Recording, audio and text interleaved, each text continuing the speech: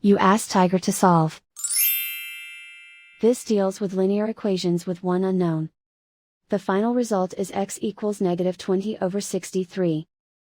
Let's solve it step by step. Simplify the expression. Multiply the coefficients.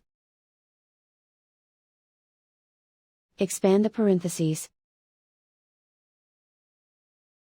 Multiply the coefficients. Simplify the arithmetic.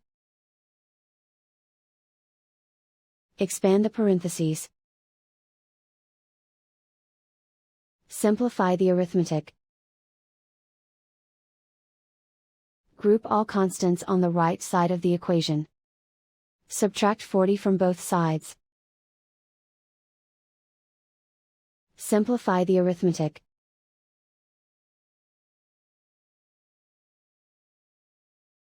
Isolate the x. Divide both sides by 126. Simplify the fraction.